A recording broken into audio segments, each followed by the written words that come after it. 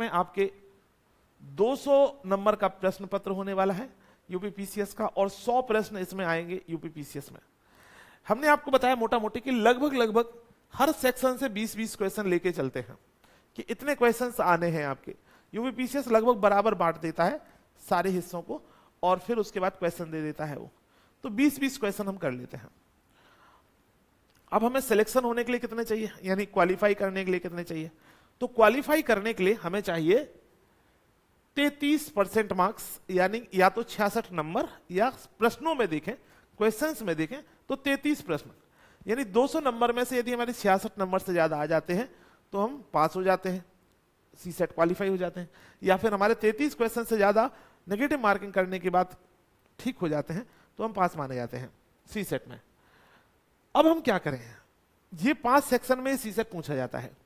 ज्यादातर लोग मैं देखता हूं जो मैथ बैकग्राउंड के नहीं हैं, जिनका मैथमेटिक्स बैकग्राउंड कभी नहीं रहा, तो वो डरते हैं मैथमेटिक्स से, और कुछ लोग डरते हैं इंग्लिश से। ये दोनों कॉम्बिनेशन है। लेकिन अब हमारे पास 3 ऑप्शन फिर भी बचे, 3 ऑप्शन बचे हमारे पास। एक तो रीजनिंग में आप यदि 20 क्वेश्चन आ रहे हैं तो बड़े आसानी से आप 15 क्वेश्चन कर सकते हो, ऐसे प्रश्न आते हैं।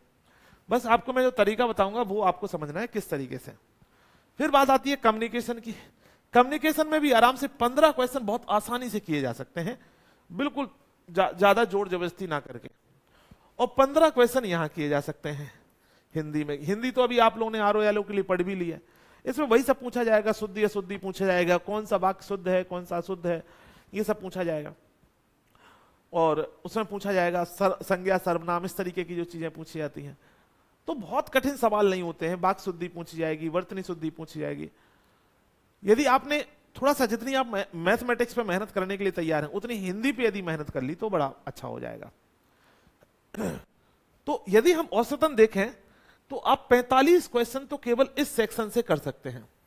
हिंदी में आपको बताऊं, कुछ तो गद्यांश आते हैं, उसमें एक पैराग्राफ दिया रहेगा, पैराग्राफ हिंदी का पैराग्राफ, और पैराग्राफ से ही आपको पढ़ के और 5-6 क्वेश्चन के आंसर देने होते हैं। तो ये वो फ्री के नंबर होते हैं। इस तरीके से आपको ना टुकड़ों में तोड़ना होता है कि कैसे हम तोड़ पाए। जैसे मैं आपको थोड़ा सा यहाँ पे ना पेपर की झलक दिखाना चाहता हूँ। हम लोग पहुंच जाते हैं यूपीपीसीएस की वेबसाइट पे। हो सकता है कि उन्होंने पेपर अपलोड किया हो और सी सेट का, यदि किया है तो बहुत अच्छी बात है। यूपीपीएससी की वेबसाइट पे हम जाएंगे तो हाँ, ये है यूपीपीसीएस की वेबसाइट। अब इस वेबसाइट पे जब हम जाएंगे तो इस वेबसाइट पे आपको जो है पेपर देखने के मिलेंगे। एक स्टूडेंट कॉर्नर रहता है, उसमें आप वहां से पेपर, प्रीवियस जो पेपर्स हैं वो डाउनलोड कर सकते हैं। हालांकि ये वेबसाइट बहुत अपडेटेड नहीं रहती, जिस तरीके से मैं देखता हूं, है ना, बहुत ढंग से इन्होंने पेपर कराए नहीं है, लेकिन फिर भी ठीक है, देखते हैं। अभी देखो, ये आप देखेंगे यहाँ पे अलग अलग सेक्शन है। ये कैंडिडेट्स कॉर्नर्स आप देखेंगे, और यहाँ पे है डाउनलोड प्रीवियस ईयर पेपर। देखो, है ना, हमने गए कहाँ पे, आपको देखो, मैं सशक्त बनाना चाहता हूँ, खुद जानो तो ज्यादा अच्छा है ना, मैं तो बता ही दूंगा। डाउनलोड प्रीवियस ईयर क्वेश्चन, इसमें हम क्लिक करेंगे। अरे भाई आ जाओ, डाउनलोड प्रीवियस ईयर क्वेश्चन। ठीक है, अब देखो ये खुल रहा है। तो प्रीवियस ईयर क्वेश्चन में हम लोग सी सेट के क्वेश्चन पेपर को डाउनलोड करते हैं, और हम देखते हैं कि किस तरीके का पेपर पूछा गया था 2024 में, जो 22 दिसंबर को पेपर हुआ था। उसके बाद हम अंदाजा लगा पाएंगे कि हम कितने क्वेश्चन आसानी से कर सकते हैं। आज का हमारा विषय ही मुख्य तौर पे सी सेट पे है, क्योंकि मैं देखता हूं कि बहुत सारे बच्चे पूरी तैयारी करते हैं, जीएस में पूरी जान लगा देते हैं, और सी सेट को लेकर के वो परेशान हो जाते हैं। तो ये देखो, ये पेपर सामान्य अध्ययन 1 का है, यानी जीएस का पेपर है ना। इसको हम सॉल्व कराएंगे आने वाले समय में, ऑलरेडी सॉल्व करा भी रखा है, यदि आप पहले देखना चाहते हैं तो, है ना। ऑलरेडी ये पेपर हमने सॉल्व कराया हुआ है, लेकिन अभी हम सी सेट की बात कर रहे हैं। हाँ, सी सेट कहाँ है भाई, आ जाओ। 150 क्वेश्चन के बाद होगा। अब देखो, ये है आपका सी सेट का पेपर, सामान्य अध्ययन 2 के नाम से जानते हैं इसे, है ना, सामान्य अध्ययन 2 इसका ऑफिशियल नाम है। ऑफिशियल नाम क्या है इसका, सामान्य अध्ययन 2 पेपर। आपको मेरी बात समझ में आ रही, सुनाई दे रही है ना बढ़िया से? अभी जूम कर देंगे, परेशान मत होना, ठीक है। तो ये सामान्य अध्ययन 2 पेपर आप देख रहे हैं। सामान्य अध्ययन 2 पेपर में आप देखोगे इसी को सी सेट हम कहते हैं, ठीक है। इसी को हम क्या बोलते हैं, सी सेट का पेपर कहते हैं। इसी को हम लोग सी सेट का पेपर कहते हैं, ठीक। तो इस पेपर को हम देखेंगे थोड़ा सा। देखो इस बार एग्जाम देना है तो आपको बहुत तैयार रहना पड़ेगा, एक एक चीजों को सुनने के लिए और समझने के लिए। और ये मैं बता रहा हूं, यदि आप हमारी बातों को मानते गए और जो क्लासेस हो रहे हैं वो करते गए, तो फिर से हम यहाँ पे अभी हम आरओ में लगभग 140 से ज्यादा प्रश्न हमारे यहाँ से डायरेक्ट पूछे गए। तो यहाँ से जो क्लास नोट्स होते हैं उनसे, तो यहाँ से भी चीजें होंगी। अब देखो यहाँ पे एक संधि का क्वेश्चन पूछा गया, कुशासन का संधि विच्छेद क्या है, तो यानी हमें संधि विच्छेद पढ़ लेना है। जो भी आपके पास हिंदी की बुक है उससे पढ़ लो थोड़ा सा। ये मतलब कम समय में आप कर सकते हो, है ना। अब इनमें से किस वाक्य में सात्य बोधक क्रिया है, ये हो गई। मूल शब्द के विकार होने से क्रिया बनती है, कैसी क्रिया बनती है। धातु और सूची नंबर 1 और सूची नंबर 2 को मिला देना है। यहां पे आप देखो पर्यायवाची शब्द दिख रहे हैं और एक शब्द दिख रहा है। ये क्वेश्चन आराम से कर सकते थे आप। एक तरफ संधि का नाम दिख रहा है और एक तरफ शब्द दिख रहा है, यानी संधि आपको पढ़ना ही पढ़ना है ना। अब देखो कितने क्वेश्चन हो गए अभी हिंदी से, 5 क्वेश्चन तो ये हो गए। अभी और हम चलते हैं देखो जिसको हिंदी में बहुत डर लग रहा है उसके लिए भी रास्ता है, परेशान मत हो, है ना। जो जिन्हें लगता है सर हिंदी पता नहीं कैसे, निम्नलिखित में से कौन सा वाक्य अशुद्ध है। अब अशुद्ध शब्द चुनना था आपको। एक गुलाब की माला खरीद लेना, फूलों की एक सुंदर माला खरीद लेना, फूलों की एक माला खरीद लेना, गुलाब की एक माला खरीद लेना, ठीक है। तो इस तरीके का प्रश्न था। ब्रज भाषा किस अपभ्रंश से विकसित हुई है। अंत्यस्थ व्यंजन कौन सा नहीं है, आप जानते हो यार अलावा होता है ना, तो पा नहीं है इसमें। निम्नलिखित इसमें से प्रत्यय है, कौन इसमें प्रत्यय है, किसके आगे हम लोग प्रत्यय लगाते है ना, तो पूजनीय प्रत्यय। व्युत्पत्ति की दृष्टि से अनेक शब्दों के प्रकार, तो इस तरीके से अलग अलग प्रकार आपसे पूछा गया है। ध्यानपूर्वक सही विकल्प चुनना है, ठीक। तो अब आप देखोगे हिंदी के क्वेश्चन अभी कितने हो गए, 12, 13, इस तरीके से 13 क्वेश्चन तो आपको सीधे सीधे यहां भी दिख रहे हैं। उसके बाद अभी देखो बर्तनी की दृष्टि से इसमें कौन सी बात गलत लिखी हुई है ना, सॉरी शुद्ध बताना है, ठीक। अब ये सब देखो आप देखेंगे और यहाँ पे मधु ये सब आ गया, एक तरफ शब्द और एक तरफ पर्यायवाची शब्द। मतलब आप गिने चुने टॉपिक्स हैं, आप कहोगे तो ये वाली पीडीएफ में डाल दूंगा टेलीग्राम ग्रुप में, इसी वाली जो आप जहां वीडियो देख रहे हो ना वहां पे भी मैं डाल दूंगा, तो उसमें भी। अब देखो यहाँ पे 25 क्वेश्चन लगभग अभी हिंदी के हो गए सीधे सीधे, वेरिएशन बना रहता है। अब देखो 26वें नंबर से क्या आ गया, इंग्लिश आ गया, है ना। 26वें नंबर से इंग्लिश आ गया। इंग्लिश के क्वेश्चन बहुत कठिन नहीं होते हैं, है ना, बहुत कठिन नहीं। यदि हाई स्कूल लेवल तक की इंग्लिश आती है तो आराम से आप कर सकते हो, हाई स्कूल लेवल तक की इंग्लिश आती है तो आप कर सकते हो। अब उसके बाद आप देखोगे कि आपके क्वेश्चंस आ जाएंगे रीजनिंग के, है ना, रीजनिंग के क्वेश्चन आ गए, है ना, रीजनिंग के क्वेश्चन आ गए, तो रीजनिंग के। फिर उसके बाद आपके मैथमेटिक्स के क्वेश्चन आ गए। तो क्वेश्चन इतने होते हैं कि 33 क्वेश्चन को हम बड़े आसानी से छांट सकते हैं। उसके बाद आप देखोगे कि कम्युनिकेशन आ गया, है ना, अलग अलग कम्युनिकेशन। नीति निर्णय से भी सवाल पूछा था इस बार, ठीक। तो कम्युनिकेशन और नीति निर्णय डिसीजन मेकिंग हमें पढ़ना ही पढ़ना है, ठीक। अब देखो ये तो ठीक हो गई। इस पेपर को मैं डाल दूंगा इसी के, इस क्लास की लिंक में ही लगा दूंगा। अब ये बात हमें समझना जरूरी है कि हमें किस पे फोकस करना है। यदि यहां से 25 क्वेश्चन आ रहे तो हम 15 क्वेश्चन तो कर ही सकते हैं, है ना। इंग्लिश में अभी चलो छोड़ देते हैं, कम्युनिकेशन में 25-20 क्वेश्चन में से 15 आराम से कर सकते हैं। ये रीजनिंग का हाल है। तो देखो पास तो आप इन तीनों से हो जाओगे, ये तीनों से ही आप पास हो जाओगे, क्योंकि 45 क्वेश्चन आराम से आप यहां से कर सकते हो। 45, और आपने मान लो टोटल 60 क्वेश्चन ही अटेम्प्ट किए, ऐसा मान लेते हैं कि टोटल 60 क्वेश्चन आपने अटेम्प्ट किए, टोटल 60 कर दिए, क्योंकि मान लेते हैं 3 सेक्शन से 60 क्वेश्चन आ रहे हैं। तो 60 यदि क्वेश्चन आपने अटेम्प्ट किए, 60 में से आपके 45 सही हो गए, तो अब मान लेते हैं 15 आपके गलत हो गए, ठीक। इस हिसाब से आपके 5-15 यानी 5 क्वेश्चन और कट जाएंगे, फिर भी आपके 40 क्वेश्चन कहीं नहीं गए। यदि आप इन दोनों सब्जेक्ट को नहीं भी टच करोगे, लेकिन हिंदी और कम्युनिकेशन और रीजनिंग को अच्छे से पढ़ के जाओगे तो बात बता रहा हूं मैं, तब भी आप पास हो, क्योंकि आपको 33 क्वेश्चन ही ठीक करने हैं और आप 40 से ज्यादा यहां पे कर पा रहे हो आराम से। लेकिन मेरा मानना ऐसा है कि सारे सेक्शन को थोड़ा थोड़ा करना चाहिए। जो सेक्शन आपने कर लिए वो तो करना ही है ना, वो तो करना ही है। लेकिन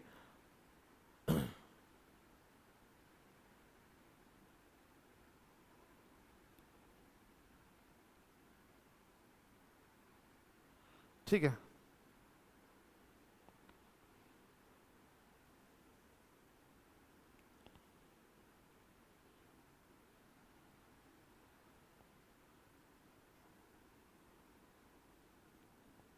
एक सेकंड।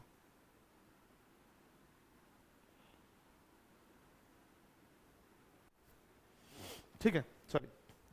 तो इतनी बातें हमारी क्लियर हुई, इतनी बातें हमारी क्लियर हुई, यस है ना बोलो, है ना, यस है नो। तो math, reasoning, communication, Hindi, English, ठीक, ये में से हमने 3 सेक्शन पे बहुत जोर दे देना। लेकिन मेरा मानना है कि आपको कोई सेक्शन पूरी तरीके से नहीं छोड़ना चाहिए, है ना, कोई सेक्शन, क्योंकि एग्जामिनर का मूड क्या है क्या नहीं है। हालांकि इतना अन्याय तो नहीं करेगा, लेकिन कई बार ऐसा हो सकता है वेटेज में कम और ज्यादा कर दें। वेटेज यदि बदल दिया तो गड़बड़ हो जाएगा। मान लो वेटेज का मतलब कैसे, मान लो कि रीजनिंग के 15 रीजनिंग के, कम्युनिकेशन के और इसके उसने 15 ही क्वेश्चन दिए, मान लेते हैं।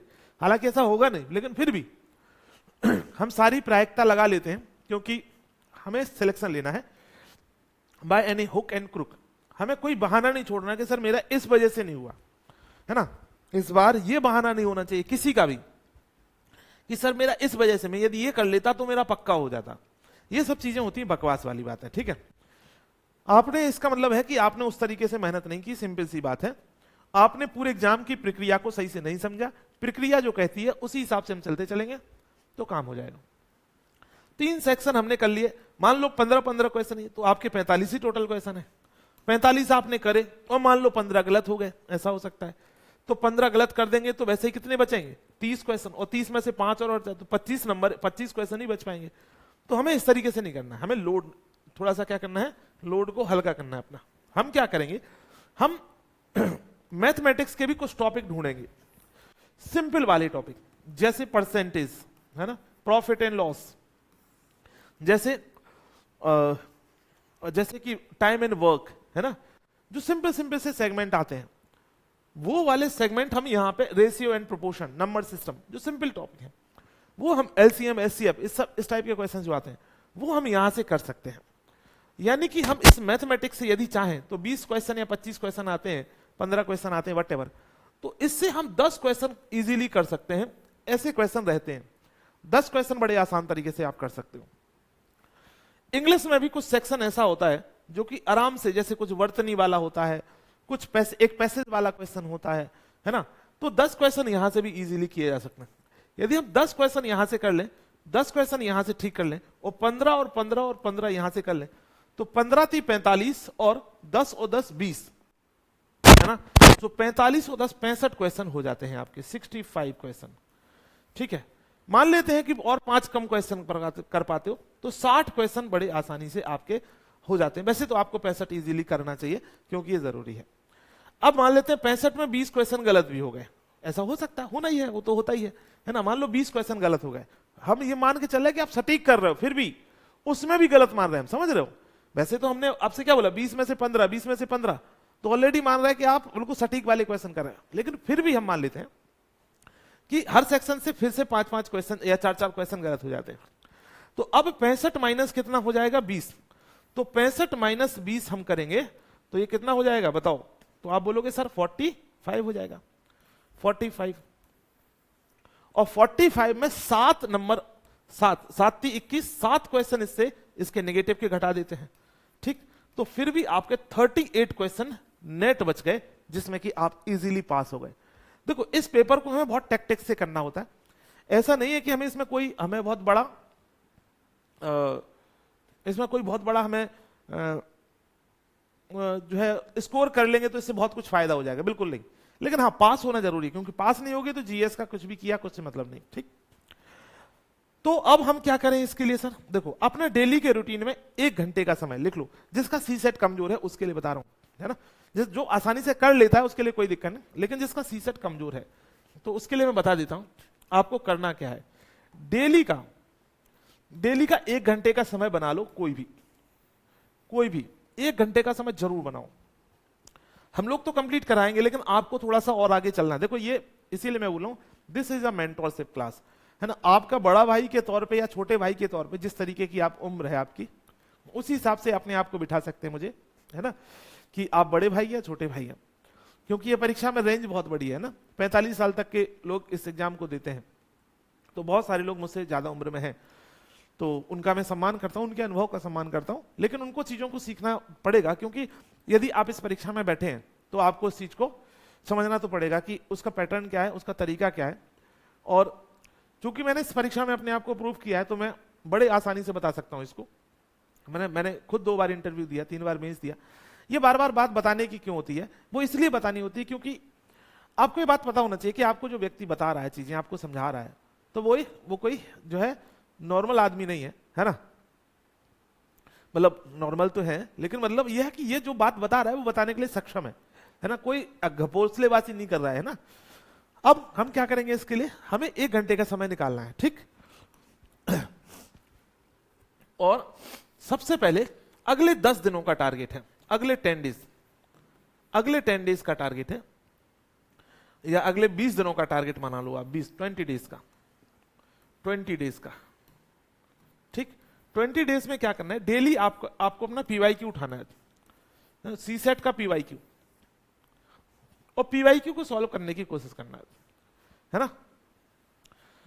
पीवाईक्यू को सॉल्व करने की आपको कोशिश करना है। तो प्रीवियस ईयर क्वेश्चन आपको जरूर करना है, देखना है जरूर उनको कि किस तरीके के क्वेश्चन आ रहे हैं, क्या पूछा जा रहा है, क्या है स्थिति। इसके साथ में ही मार्केट में मल्टीपल किताबें अवेलेबल हैं, है ना। मार्केट में कम्युनिकेशन को लेकर के, रीजनिंग को लेकर के, है ना, मल्टीपल किताबें, मैथ्स को लेकर के मल्टीपल किताबें हैं अवेलेबल। तो ये किताबें उठा करके आप थोड़ा थोड़ा टॉपिक वाइज प्रैक्टिस भी कर सकते हो, ठीक है। हालांकि हमने बताया कि आपकी जल्दी क्लास हो सकता है, अगले मंडे से ही क्लास आपकी स्टार्ट हो जाए सीसेट की, तो हम जल्दी ही आपकी क्लास स्टार्ट करवा देंगे सीसेट की, क्योंकि इस बैच में सीसेट भी शामिल है आपका, ठीक है। तो जुनून बैच में आप सब लोग क्लास देख रहे हैं, तो इसमें सीसेट भी शामिल है, तो सीसेट भी हम आप लोगों के लिए करवा देंगे, ठीक है, कोई दिक्कत नहीं। सीसेट भी हम आप लोगों के लिए करवा देंगे। तो ये हमारी बातें हुई कुछ।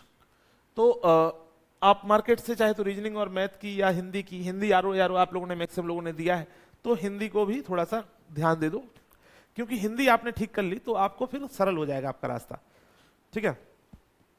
1 घंटे आपको इसके क्वेश्चन सॉल्व करना ही करना है।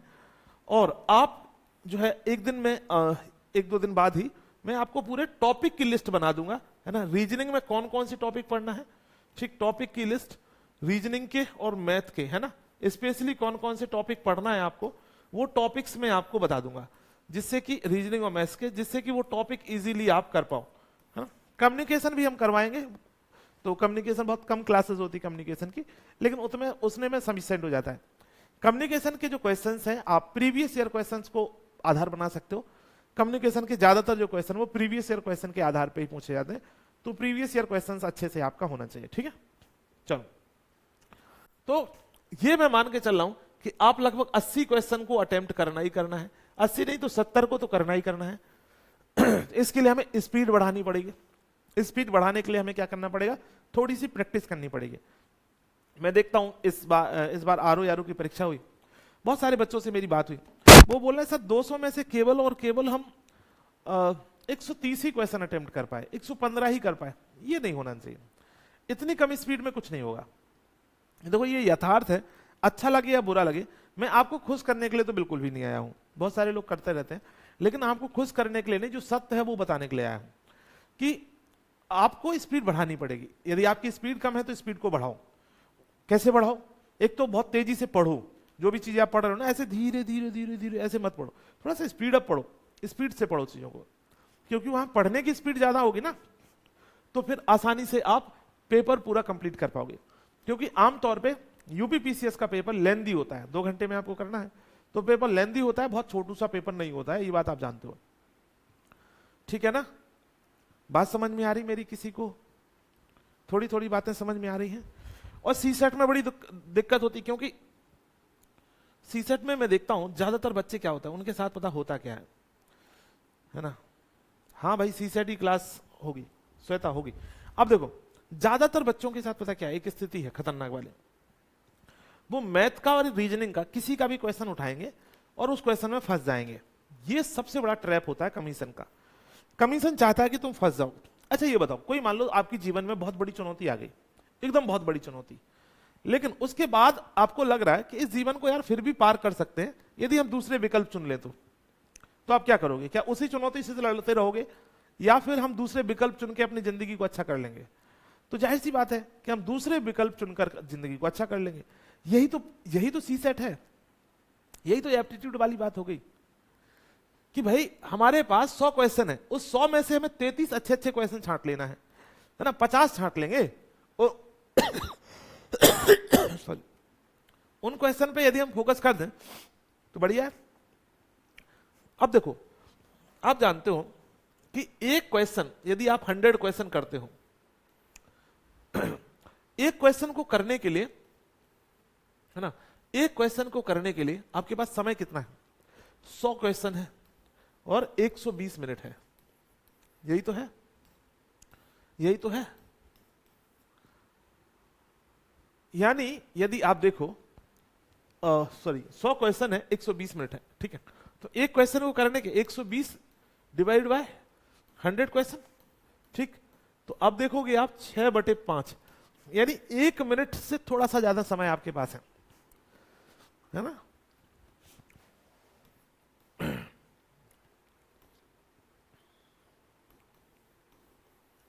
8×5 = 40, यही होगा, यही होगा या ज्यादा होगा, है ना?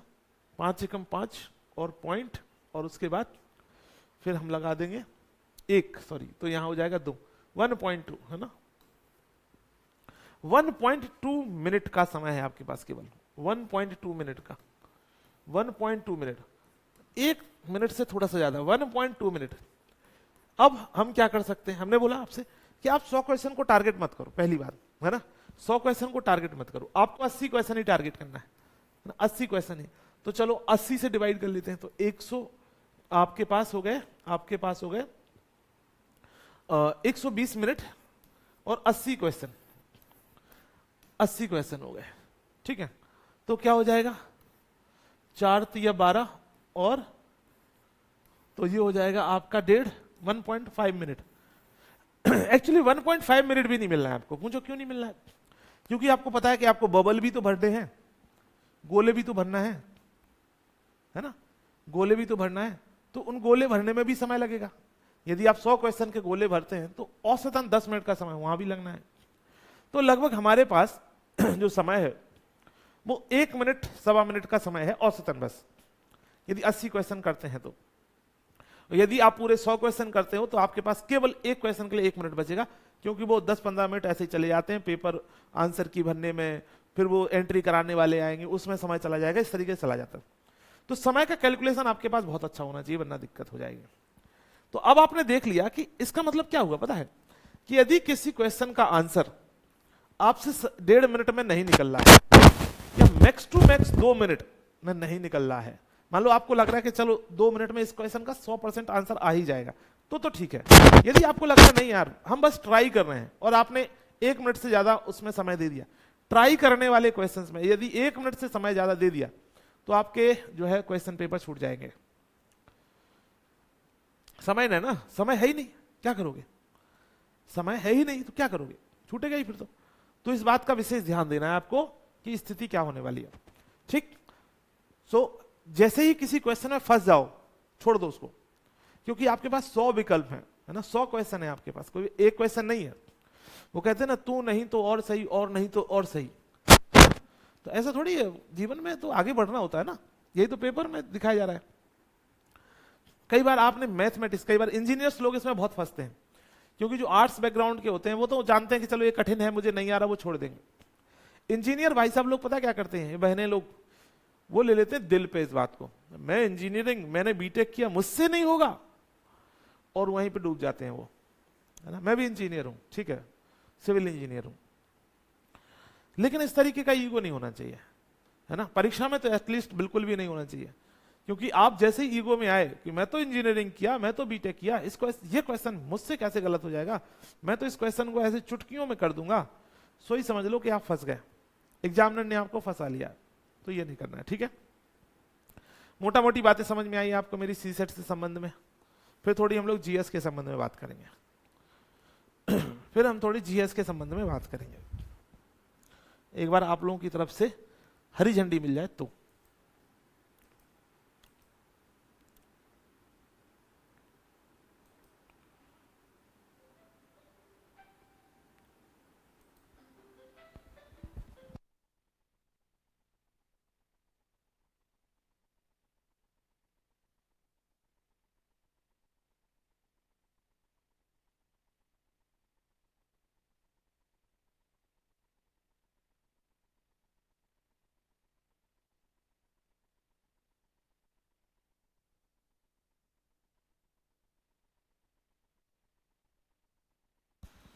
चले तो बात क्लियर हुई?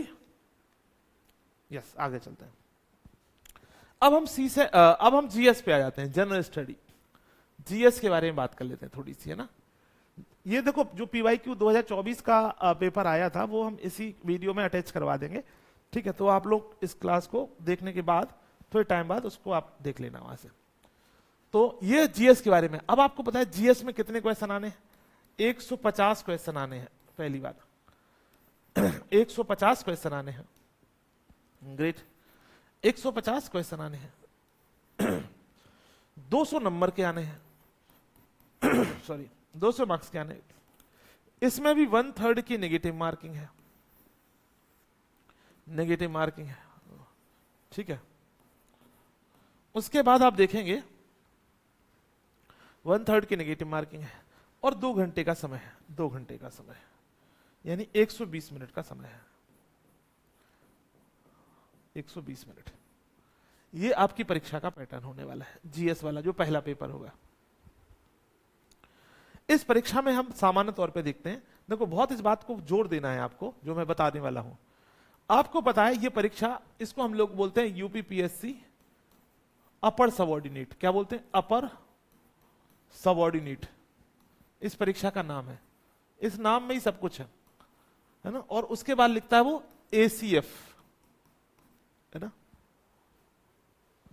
एसीएफ फॉरेस्ट डिपार्टमेंट की जॉब है पीसीएस के जैसे आप यूपीएससी में जाते हैं तो वहां पे एक डीएफओ पोस्ट होती है और आईएफएस होता है, आईएफओएस यानी इंडियन फॉरेस्ट सर्विस।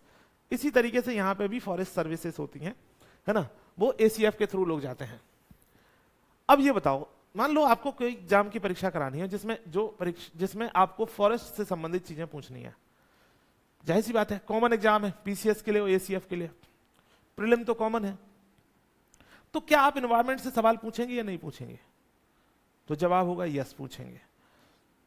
कम पूछेंगे या ज्यादा पूछेंगे?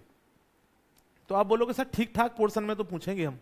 क्यों? क्योंकि भैया हमारा एग्जाम भी उसी के माध्यम से आने वाला है ना। क्योंकि आप एसीएफ करा रहे, फॉरेस्ट वाला एग्जाम करा रहे, तो एनवायरमेंट तो पूछा जाना है। तो इसमें पहली बात याद रख लो, अच्छे से रट लो। मेरी बातें ना आपको एग्जाम में याद आएंगे और मुझे अच्छे से याद है।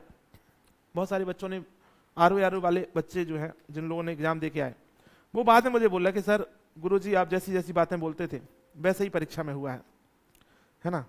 हमें लगता था पता नहीं सर क्या है कैसे है, लेकिन सब कुछ हुआ है ना, है ना, वो सब कुछ हुआ है। सो अब इस चीज को लेकर के हमें समझना है। तो यहां पे पर्यावरण हमारे लिए सबसे महत्वपूर्ण टॉपिक हो जाएगा। क्या हो जाएगा? पर्यावरण। पर्यावरण से प्रश्न यहां पे भरपूर मात्रा में पूछे जाने हैं, ये याद रखना। अब पर्यावरण में कितने क्वेश्चन पूछे जाएंगे? 26 प्रश्न तक पर्यावरण में पूछे गए हैं, यानी 150 में से 26 प्रश्न तक पर्यावरण से पूछे गए हैं, है ना। यदि ज्योग्राफी के कुछ सेक्शन को उसमें मिला लिया जाए तो ज्योग्राफी और पर्यावरण दोनों मिला के लगभग 45 क्वेश्चन बनते हैं। 45 क्वेश्चन, 45 क्वेश्चन लगभग, ये बता रहा हूं। मतलब अबाउट 1/3 ऑफ पेपर, 1/3 ऑफ जो परीक्षा हो रही है वो कहां से आ रही है? वो एनवायरमेंट से और ज्योग्राफी से हो रही है। पर्यावरण से और ज्योग्राफी से, दो चीजों से कितने क्वेश्चन आ रहे हैं? 45 क्वेश्चन। तो ये दोनों सब्जेक्ट बहुत महत्वपूर्ण हो गए कि नहीं? तो अब हमें क्या करना है? पर्यावरण और भूगोल को रट लेना है, ठीक है? भूगोल और पर्यावरण को रट लेना है। कितने क्वेश्चन आएंगे? लगभग 20 क्वेश्चन यहां पे और लगभग 20 से 25 क्वेश्चन, है ना, 20 से 25, और यहां पे भी लगभग 20 से 25, है ना? ये क्वेश्चन आने ही आने हैं यहां से, ठीक है? तो पर्यावरण हमारे लिए फिर महत्वपूर्ण हो जाएगा। उसके बाद ज्योग्राफी को हम देखते हैं, सॉरी, पर्यावरण और भूगोल। उसके बाद आता है करंट अफेयर्स। करंट अफेयर्स, देखो आप लोग पता क्या करते हो, करंट अफेयर्स पे एकदम जोर दे देते हो, देना भी चाहिए खैर, क्योंकि सिंपल करंट अफेयर्स पूछा जाता है पीसीएस में। यहां से पिछली बार लगभग 19 क्वेश्चन पूछे गए थे, आरओ में भी लगभग 19 क्वेश्चन पूछे, तो औसतन अभी थोड़ा सा वेटेज कम किया है करंट अफेयर्स का पीसीएस ने, पता नहीं क्यों, है ना? वैसे जो सवाल पूछे जाते थे यूपी पीसीएस में लगभग 30 क्वेश्चन तक पूछे गए हैं, 38 क्वेश्चन तक भी पूछे गए करंट अफेयर्स, 38 क्वेश्चन तक, ठीक है? तो इसके वेटेज को कभी हल्के में नहीं लेना है, हो सकता है फिर से 38 कर दे। तो करंट अफेयर्स नो डाउट पढ़ना है। और अच्छी बात क्या होती है कि ज्यादा सिलेबस नहीं होता है, ऐसे सिलेबस तो बहुत है, अथाह है, लेकिन हाँ जो भी मार्केट में मैगजीन अवेलेबल है या हम लोग आप लोगों को कराते हैं वो बहुत सीमित होता है, उतना भी कर लेते हैं। तो यदि मान लेते हैं कि 30 क्वेश्चन यहां से आते हैं, 30 क्वेश्चन यहां से आते हैं, तो आराम से आप 20 क्वेश्चन यहां से कर सकते हो, 20 क्वेश्चन कर सकते हैं, ठीक है? 20 क्वेश्चन यहां से आप आराम से कर सकते हैं, ठीक? तो करंट अफेयर्स हमें पढ़ना ही पढ़ना है। इसमें हमने पर्यावरण में अच्छे से यदि हम पढ़ लें तो पर्यावरण ऐसा सब्जेक्ट है कि इसमें आप पूरे के पूरे, मतलब यदि 20 क्वेश्चन आते तो 20 के 20 ठीक कर सकते हो, लेकिन मैं फिर भी मानता हूं कि 20% का एरर मान लेते हैं, तो आपको 15 क्वेश्चन यहां से करना ही करना है सही, किसी भी कीमत पे, इससे कम नहीं होना चाहिए यदि 20 क्वेश्चन आते हैं। भूगोल में यदि 25 आते हैं तो 20 क्वेश्चन आपके यहां ठीक होना ही चाहिए, है ना? और हो सकते हैं, क्योंकि ज्योग्राफी में वो क्वेश्चन लिस्टिंग वाले क्वेश्चन पूछता है, कौन सा भूकंप कहां आया, कौन सी तूफान कहां आते हैं, कौन सी गर्म पवने, कौन सी ठंडी पवने हैं, इसी तरीके से कौन से पर्वत कहां हैं, कौन सी नदियां कहां हैं, कौन सी करेंसी, किस देश की कौन सी करेंसी है, मैचिंग करा देगा, कौन से औद्योगिक नगर हैं दुनिया भर के, इस टाइप की चीजें पूछी जाती हैं। यदि आप इस पर सही से थोड़ा सा मैप वर्क कर लो, मैपिंग करना पड़ेगा, है ना? मैपिंग करना पड़ेगा, याद रखना। मैपिंग करने के लिए सबसे अच्छा तरीका क्या है कि आप खाली मैप लेके आ जाओ, बहुत सारे, है ना, मार्केट से उठाओ और लगभग 100 मैप ले आओ, ठीक है?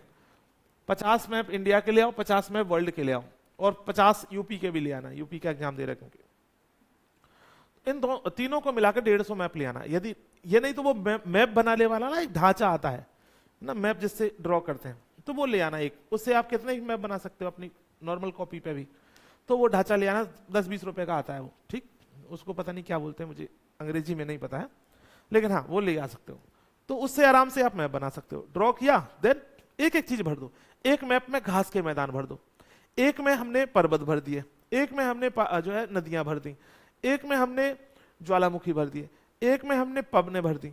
इस तरीके से हर एक टॉपिक ले एक एक मैप सजा दो और खुद बना दो एक एक करके। फिर जब भी आप रिवीजन करो तो उस मैप से रिवीजन करो।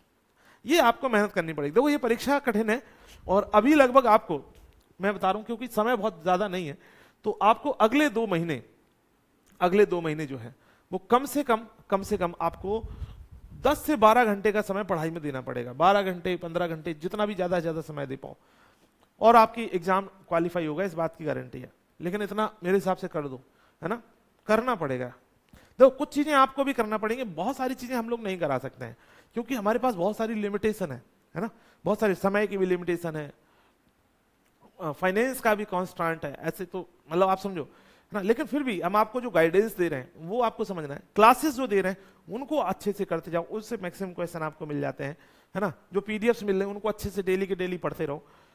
अब मैपिंग आपको करना ही करना है ज्योग्राफी में, यदि ज्यादा नंबर लाना है। ज्योग्राफी अब आते हैं पॉलिटी पे। पॉलिटी पे हम देखते हैं कि यूपी पीसीएस सामान्य तौर पे बहुत सिंपल क्वेश्चन पूछता है, ठीक है।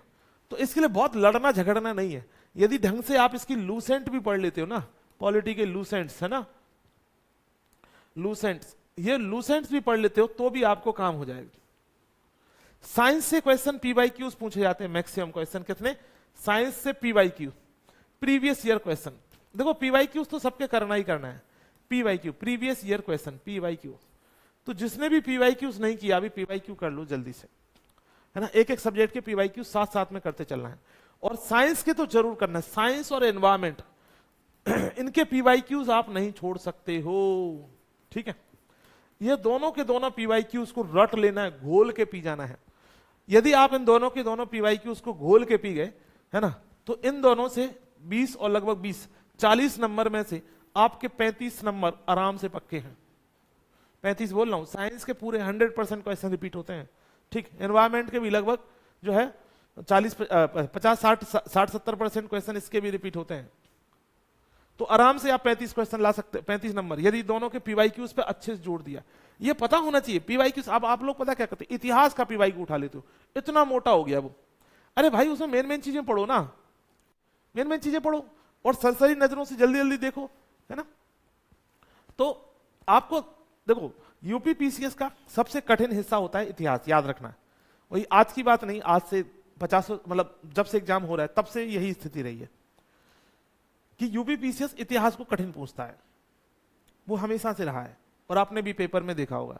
यहां तक कि आप यूपीएससी के इतिहास के तो क्वेश्चन कर लोगे कई बार, यूपीएससी के नहीं कर पाओगे। तो आपको उसमें उलझना नहीं है, क्यों लड़ना है एग्जामिनर से। हमारे पास 150 क्वेश्चन है, मान लो वो 20 क्वेश्चन या 25 क्वेश्चन इतिहास से पूछ दिया, 25 में से 15 तो इजीली कर ही सकते हैं हम लोग, 10 तो कर ही सकते हैं। 10 हमने वहां से कर लिया, 15 हमने वहां से कर लिया, चलो मान लेते हैं 100। हिस्ट्री अभी देखो हम सबका कैलकुलेशन आपको बता देते हैं। अब आपने हमने बोला देखो करंट अफेयर्स हो गया, भूगोल हो गया, साइंस हो गया, और इकोनॉमी। इकोनॉमी का जो क्वेश्चन है वो सिंपल होते हैं, करंट से जुड़े हुए क्वेश्चन होंगे। इकोनॉमी सॉरी यहां लिख देता हूं मैं, ठीक। कुछ क्वेश्चन करंट अफेयर से जुड़े होंगे और कुछ क्वेश्चन जो है आपके ट्रेडिशनल होंगे, पुरानी पुरानी योजनाएं पूछी जाएंगी, कोई विकास की योजनाएं, पंचवर्षीय प्लान, या कोई इकोनॉमी संबंध, कोई बैंक कब, बैंकों की कब स्थापना हुई। तो ये बेसिक बैंकिंग टॉपिक उसमें जैसे इंपॉर्टेंट होता है, ऐसे क्वेश्चन। कोई कमेटी पूछ ली, कौन सी कमेटी किस चीज के लिए बनी थी, पुरानी कमेटियां जो थी, उस तरीके के सवाल पूछे जाते हैं, ठीक है। और ये इसके लिए भी पीवाईक्यूज बहुत इंपॉर्टेंट है, याद रखना, पीवाईक्यूज प्लस करंट अफेयर्स दोनों चीजें। तो इससे लगभग 15 क्वेश्चन इससे बनते हैं, लगभग 10 से 15 क्वेश्चन का हिसाब यहां रहता है। अब पर्यावरण, भूगोल, current affairs, polity, science, environment. और अब देखो हम कहां से कितने क्वेश्चन इजीली कर सकते हैं, यदि आपने पूरी क्लासेस देख ली और हमारे हिसाब से चलते गए तो।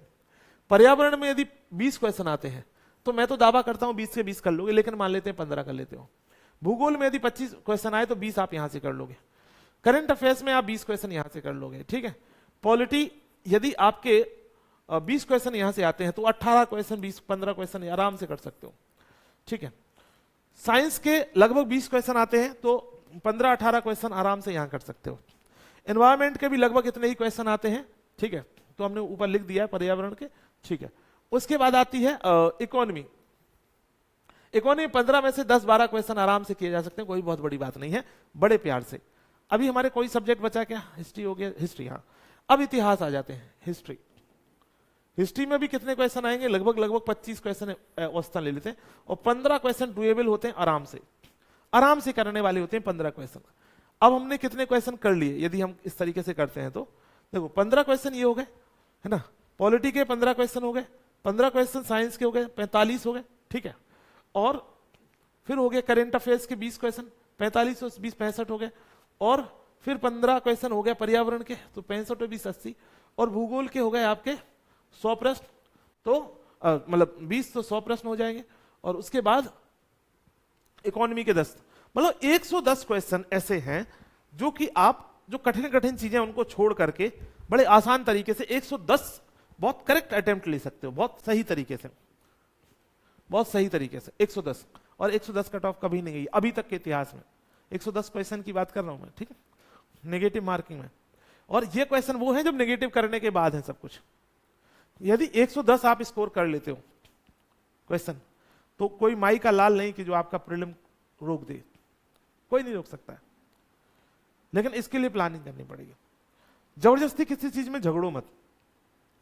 हिस्ट्री के मेन टॉपिक उठाओ, उनको पढ़ो, पॉलिटी के सारे टॉपिक पढ़ने, ज्योग्राफी के सारे पढ़ने। देखो जहां पे आप लड़ रहे हो ना, आप गलत जगह लड़ते हो। मैं देखता हूँ बहुत सारे स्टूडेंट, मेरे जानने वाला एक दोस्त है मेरा वो मल्टीपल टाइम से एग्जाम दे रहा, मैं उसे हर बार समझाता हूं कि भैया एनवायरमेंट पे ज्यादा जोर मत दो, सॉरी हिस्ट्री पे ज्यादा जोर मत दो। देखो आपका इतिहास बहुत अच्छा है, कितना भी इतिहास अच्छा हो जाए, इतिहास में इतने स्कोप है ना क्वेश्चन गलत करवाने के, है तो सारे विषयों में गलत, लेकिन यूपी पीसीएस को इतिहास से मोहब्बत है, सो वो सबसे ज्यादा इतिहास में ही क्वेश्चन आपसे गलत करवाता है। उसका एक थीम होती है, किसी एग्जाम की ना एक थीम होती है कि एग्जाम इस पैटर्न पे जाएगा, तो उस पैटर्न को हमें समझना जरूरी है। अपने आप को अड़ियल नहीं बनाना कि नहीं सर चाहे तुम कुछ भी कर लो लेकिन मैं तो करूंगा भाई। जितना अनुराग सर आपको पढ़ाएंगे इतिहास में वो मोर देन सफिशिएंट है, उतना पढ़ते रहो, बाकी जो पीडीएफ मिलेंगे वो पढ़ लो, बस दैट्स इट, उसके अलावा कुछ नहीं। बाकी प्रीवियस ईयर जल्दी जल्दी सॉल्व करना तो कर लो, और पीवाईक्यू सॉल्व करने में बहुत समय मत लगाओ। मैं देखता हूँ बच्चे, मैं पूछता हूँ सर पीवाईक्यू हो गए, तो बोले हाँ सर 10 अभी कर रहे हैं, 10 दिन हो गए सर प्रीवियस ईयर कर। अरे मालिक 2 दिन का काम है, 2-3 दिन का, जल्दी जल्दी निकलो।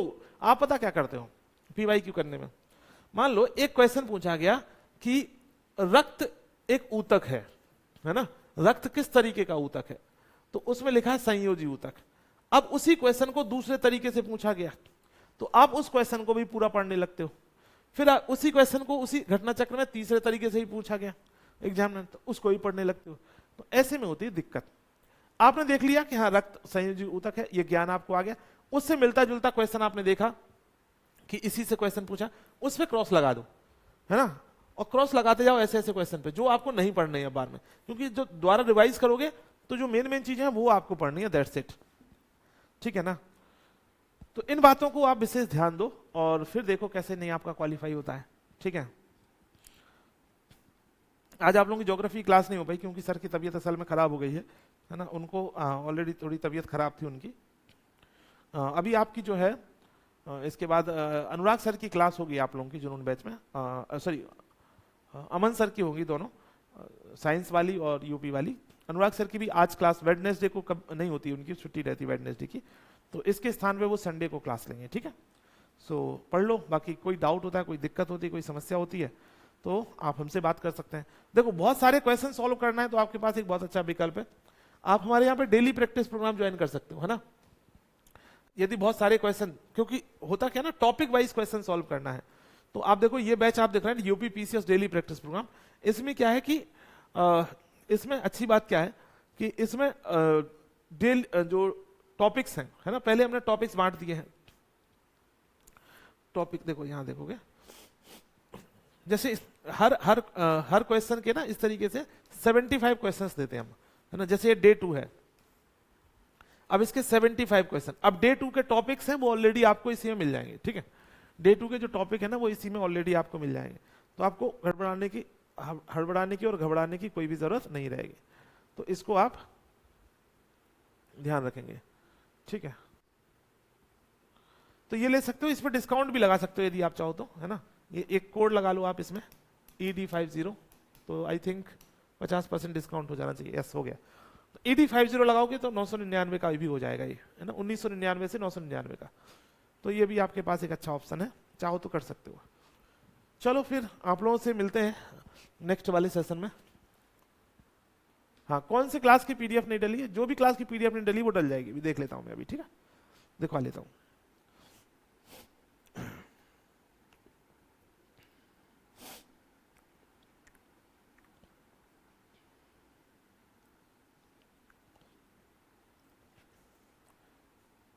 सभी लोग लग जाएंगे ना तैयारी में, है ना, किसी के लिए सांस नहीं लेना है, पढ़ते रहना है।